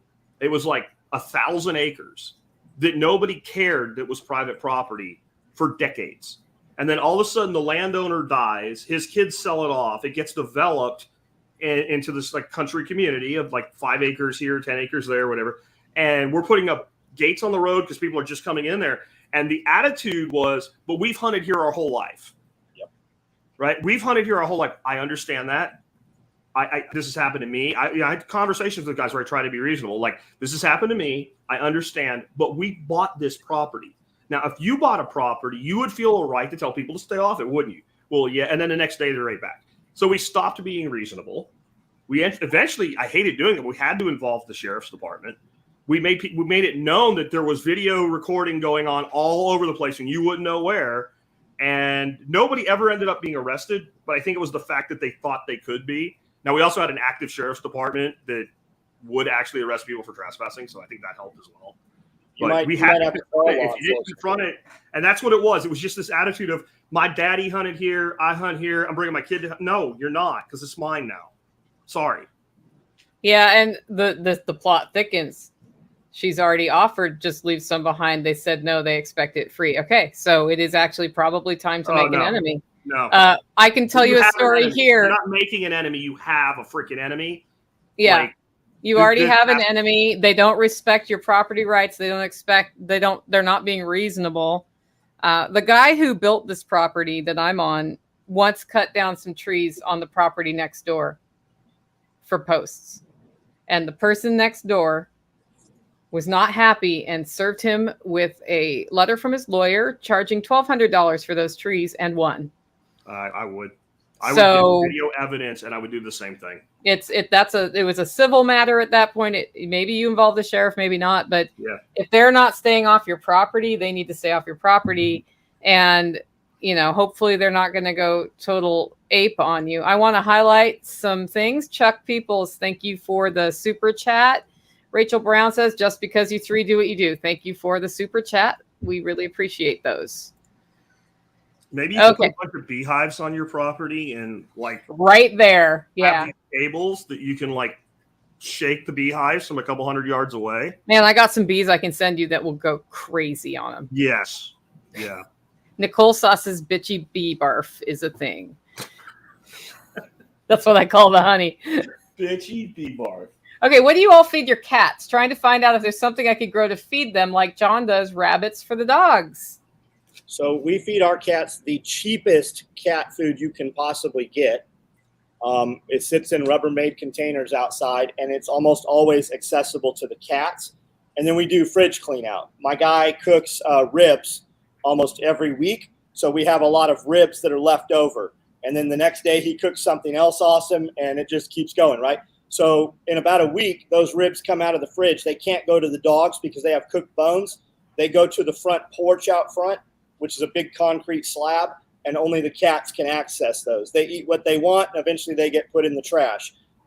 We also have mice all over the place. So I leave the feed house open to where the cats can access it. So they do a lot of hunting. And then any place where we've put down wood mulch, we have voles and moles, and they're constantly just eating those things to death. Yep. So I have an idea. Go ahead. I'll say we had rats. We had rats, and they ate the hell out of those, and we don't really have rats anymore. You could also do chicken. Like, we process a ton of chicken, and I just take a chicken and chop it in half for the dogs. Yeah. We could easily take that raw chicken and give it to the cats as well. You could take like a big heavy duty, like a 1 horsepower carnivore grinder, Cabela's carnivore, something of that level. And chicken, you could literally chop chicken into chunks, and you could bones and everything right through the grinder. That would be really high quality feed. What do I feed my cats? Fancy Feast, because my wife loves the cats. So we have we also have 2 cats. I think John has way more than 2 cats. We have 2 cats. They get Fancy Feast a couple times a week, and then they get pretty much regular dry cat food, and they can still go out and. Our cats, actually, their favorite food is cardinals. I don't like it, but it's nature and its way. And I have this little bitty cat, Dana. She's probably 8 pounds, and that cat can literally go 7 foot vertical and pull a bird out of a tree or off of a feeder at 7 feet in the air and do like a half meter on the way down. And she's like, she knows we'll take the bird away, so she hits the ground and she's gone. And then later you find a bunch of red feathers in the garage. So that's nature's way, man. I'm sorry. Cardinals are not an endangered species. You know, I said to David, like, I feel bad because we set up a feeder and then the cats hunt the feeder. He's like, we do it with deer. Bye. We have pumpkins that melt down, and when the pumpkin seeds in the spring, man, it's always cardinals, just tons of red cardinals right there. Yeah. Multiple males fighting with each other, and they're after those pumpkin seeds. They're assholes too, man. I had one get in my aviary. I don't know how.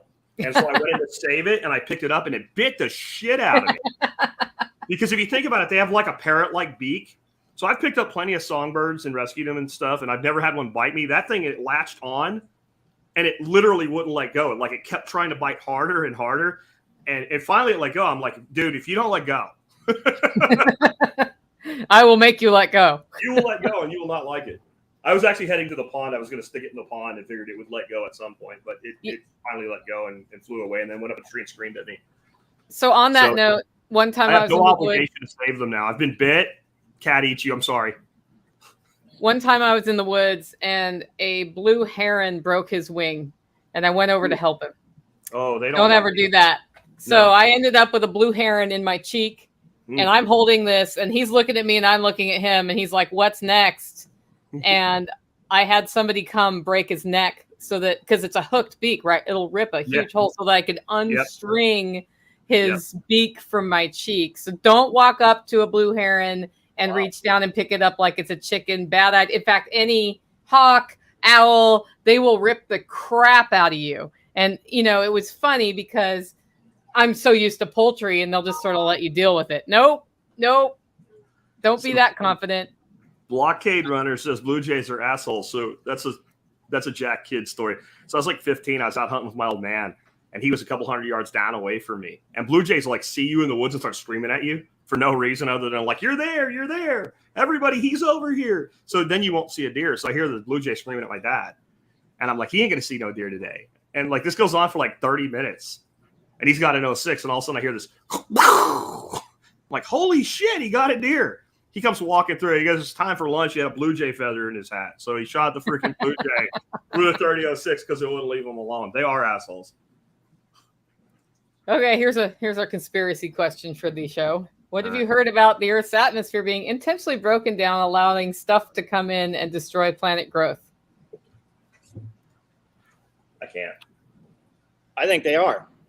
I think we know they're putting tons of chemicals in there. I have a couple videos. If whoever asked that, get with me and I'll send you a video I watched a few days ago.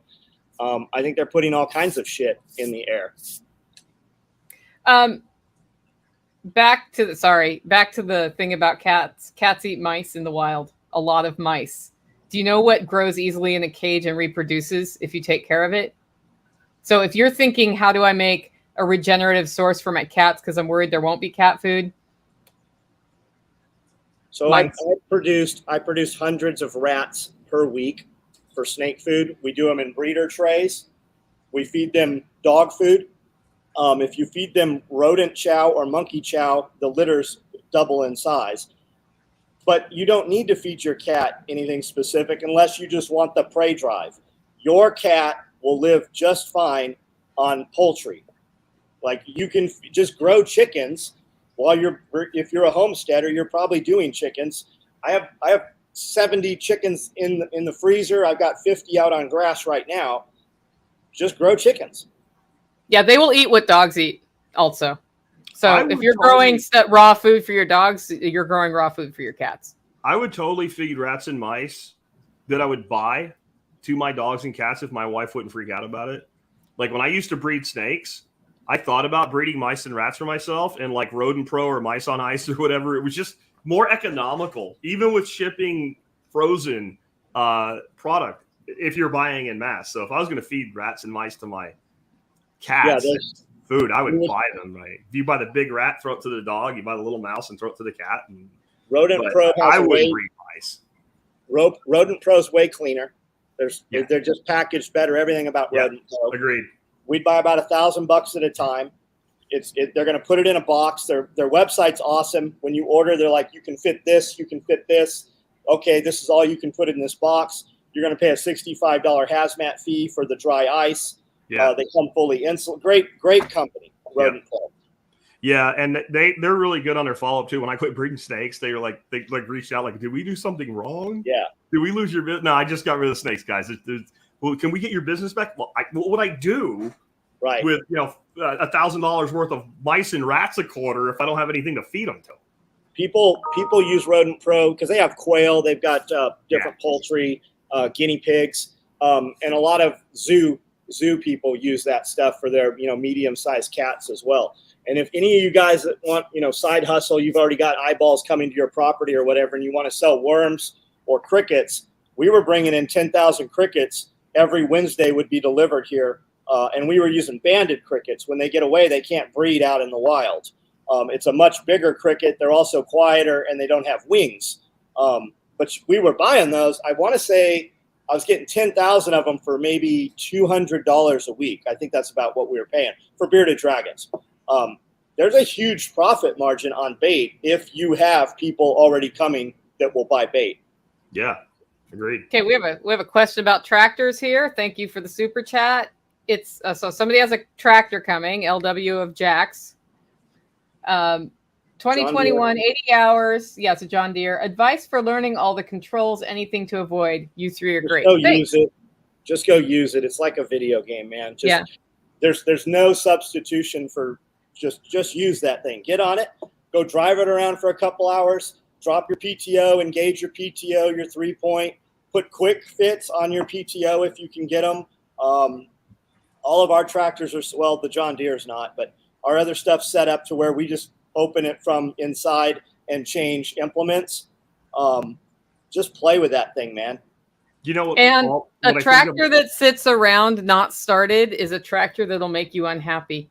Yes. It'll also, your seals will dry up. The biggest damage that happens on my property to any of our stuff is not using it. And sunlight. If you can keep it out of the sunlight, keep it out of the sunlight. So what I would do, I would go out on Craigslist, Nextdoor, whatever for your area, and I would put out that I'm looking for an experienced equipment operator to do a half-day tutorial with me. And that would give me an opportunity to meet somebody that's kind of in my same space that would actually help me learn to use my new piece of equipment right, and to evaluate that person if they're really good, so that when I'm not using my tractor and it's sitting around, I could rent out my tractor along with an operator. And if the guy that I found wasn't really good, I would just say I need another one until I found somebody that would be a good equipment operator. And then I would have this guy and this piece of equipment, and I could send it over to your farm to do shit when I don't use it on mine, so it doesn't sit there and the seals don't rot out. And I could take something that is a liability as far as an expense, because there's probably a payment on it, and I could turn it into an asset. And then I would probably only take payment in cash. And I just, If you have a piece of equipment and you can't make $1,000 on a weekend for a half a day, I don't know what you're doing. Yeah, you might as well lease equipment in that situation, is what I would say. Either you're doing $1,000 worth of work for yourself, or you're doing $1,000 worth of work for somebody. Equipment is really expensive, and again, if it doesn't get used, it actually breaks down more than if it doesn't get used. If it gets used appropriately, it has less problems than if it's not used at all. Because if it's beaten, then that's a different story. But we used to run directional boring rigs. These were $250,000 and up machines, and if that machine sat for more than 2 days, we're on the verge of going bankrupt. Right. So the idea that this expensive piece of equipment sits still, that works if you work for the state or something. It does not work anywhere else. That equipment needs to be working and making money. I would like to say also, if you can find somebody to show you what to do, if you have steep ground, somebody who show you how to use the tractor on steep ground and where not to go with it, because a rolling tractor is not what you want. No. And especially if it doesn't have a roll bar, it will kill you. So definitely worth having somebody show you what to do there. We've got 60% grade where our sheep are, and we have somebody who comes and bush hogs that. So it is possible with the right equipment to do that. Know your equipment before and you knowledge. Yeah. Right. So, there's little problems and big problems that can happen with any kind of equipment. When we had David's son Lex come use a Bobcat here, and he was learning how to use it, he got too much weight on the front end, it tipped over. It was no big deal, but it was sitting there with the bucket down, and the kid did everything right except he shut it off. Oh. Now, without it shut off, you can just use the bucket to right yourself. Mm-hmm. But there's a pressure switch in the seat. Oh, no. It's now like this. So David ended up in it doing a push-up, pushing his ass back on it, to actuate the pressure switch, and then I had to reach in and start it. So like little things like that are worth getting some of this experience to help you with. And you're right, steep slopes and stuff. Like, because I know this guy, he's a really cool dude, bald head, long beard. Like he ended up with like an excavator on its side down in a hole, but he knew how to get it stacked, upright, didn't he? That was one of my. Yeah. He ended up like excavator like on its side at the bottom of like a 20-foot hole. Well, my guy drove past. We had already taken all the water out of the pond, which released all the pressure, and he drove someplace he should not have. So yes, we had an excavator, and then he got the skid steer also stuck in the same hole. So we brought in a 300 or 320 excavator, my guy Jack, and he literally we used the hard points on these things and literally just pulled it out. Yeah, he pulled it. It took him longer to unload the big excavator than it took to get the 2 tractors out of the pond. Those things are amazing. That was one of my favorite Facebook messages from John Willis, is a picture of all this equipment down in his pond. Now it wasn't a pond, it was mud, man. It was in there, suctioned in. Like, don't do it.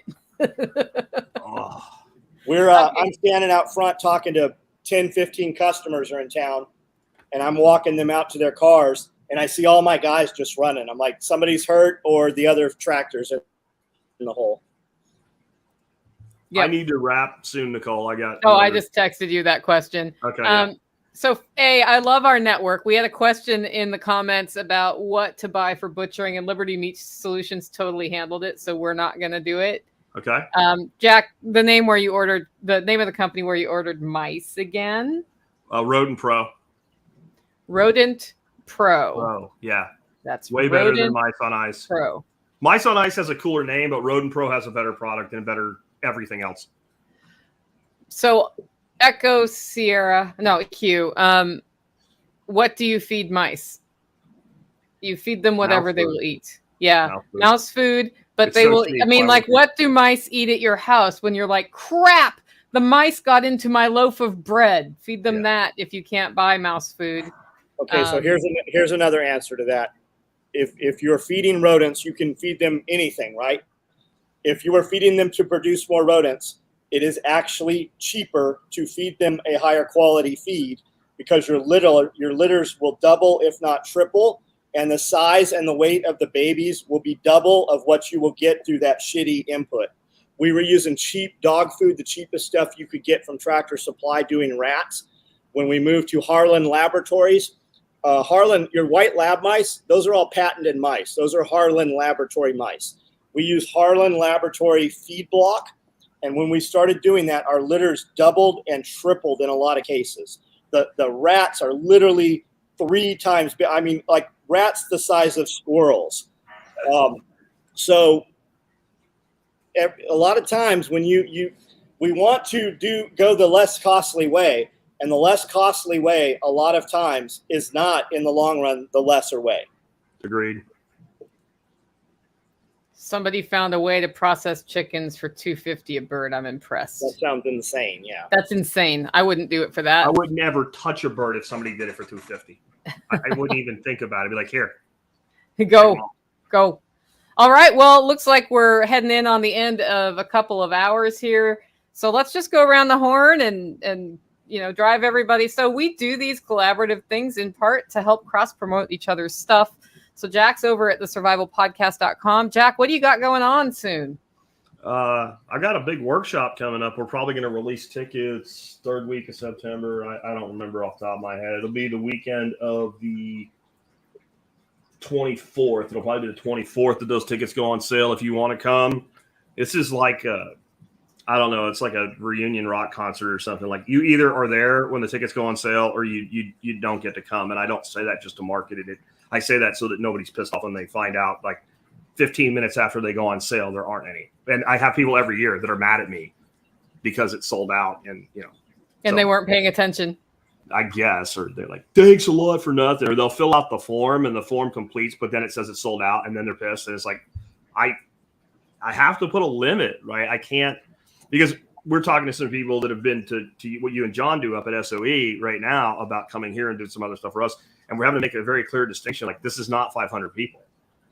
Yeah. This is like 80 people, including staff. And it's a different environment. So if you want to come, start plugging into TSP right now. Because it's not going to be available. And it'll be the week of whatever the week of of Veterans Day. Yeah. Veterans Day. I need to do something real quick. I'll be right back. My plug's out and the computer's going to die. Okay, cool. John, what do you want to say?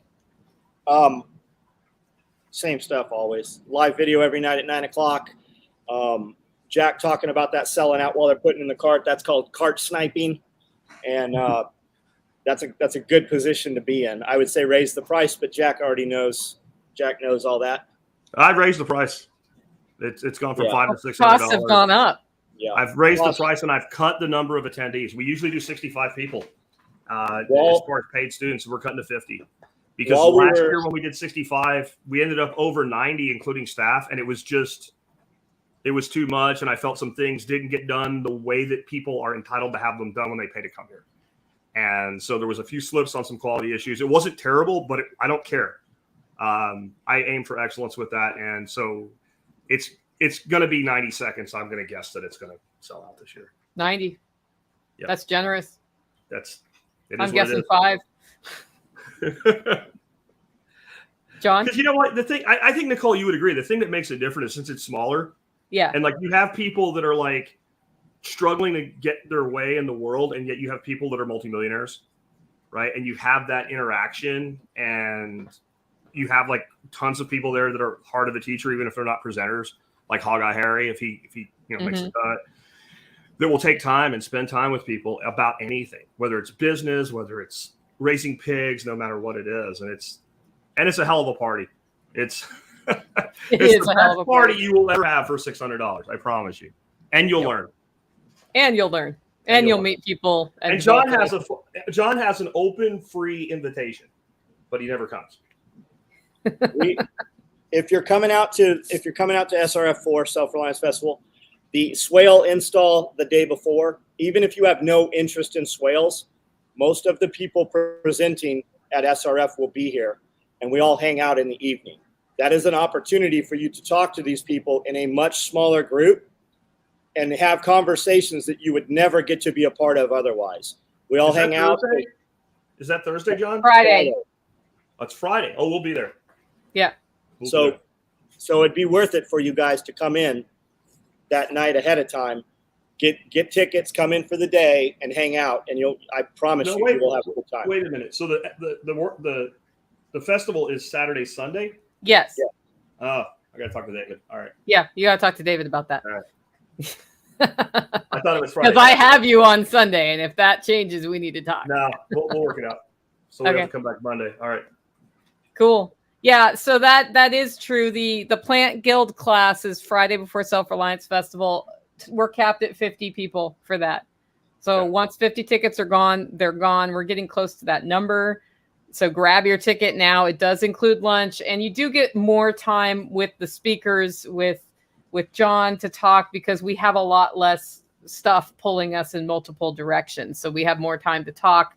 And John's really great about hanging out and talking to everybody. So definitely check that out. That's at selfreliancefestival.com. Also, another great opportunity to spend time with speakers who are at Self-Reliance Festival is Saturday night. It's part of the VIP ticket, which is $450. You get dinner. It's going to be cooked by Chef Brett and served by Chef Brett. We'll be eating family style under the tent. And this is another good way to just interact with the speakers, because the speakers are invited to the dinner. So that's happening Saturday. It's a new thing we've added. Plus, you do get a parking pass on the compound. Those tickets are at selfreliancefestival.com, as well as the normal entrance tickets, which are $75 for the weekend. That includes on-site rustic camping. So that's tent camping. If you have a camper, though, reach out to me, because John does have some places nearby where you can plant your camper, where you can park your camper if you don't get into one of the campsites with hookups. There are some places where campers can go. That just means you'll be commuting in. And of course, if you're coming to the festival without the VIP parking pass, parking's $5 for the weekend right at the entrance to the compound. There's a guy who owns a gas station there who cooks great barbecue, by the way. And we have a deal with him to kind of use his land, but we do pay him some money for that. So that's $5 for the weekend. It's a screaming deal, and it's not far to walk. Guys, thanks so much for being on the live stream. I'm really excited about Self-Reliance Festival. I'm going to start doing a Thursday night live, not at 9 o'clock because John is live at night, but we're going to live stream just Q&As about Self-Reliance Festival because we're starting to get a lot of questions. Every Thursday between now and the festival, I will be live. If anybody else hops on with me from the coordination staff, like the Jennifers, we have 3 Jennifers who volunteer for us who are fantastic. Jack got that reference. A lot of people who are not as old as we are did not get that reference, but the Jennifers are awesome. I might get some of them on those live streams, and you can ask other questions just about how the festival is and how things go. Again, just go over to selfreliancefestival.com, and John has something to say. Jack, I know you got a video guy that you're dealing with that you're happy with. Yeah. You should still meet Rebecca, though. I'll make sure that you guys, she'll be here on the compound. You've not seen anything like what she's doing. Yeah, she's amazing. She's handling, we have digital tickets launching this week, and she handles all of that stuff. There may be some we can do at the same time. Yeah, there may be something we can do that's more of a production-oriented thing. I've got some projects I'm kicking around doing, but as far as my event, that's kind of an ironclad contract. Goes back 9 years now. Hey, I understand Hatch will be at Self-Reliance Festival. Yeah, I just found out. Oh, so it's confirmed. It's not. It's confirmed. He just sent me an email with a price for that screen, including installation. So, John, you and I should probably talk. Anyway, guys, thanks so much for joining the live. Real quick. Yeah. I will be live again at 1:45 with Jesse Markowitz today on my channel only, and we will be talking about digital sovereignty and Start9 embassy servers. Awesome. Talk to you all later, guys.